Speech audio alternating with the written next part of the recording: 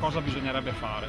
Se passano questi progetti su vasta scala, probabilmente la Riviera verrà relegata a una piccola nicchia fastidiosa in questa uniformità grigia di speculazione.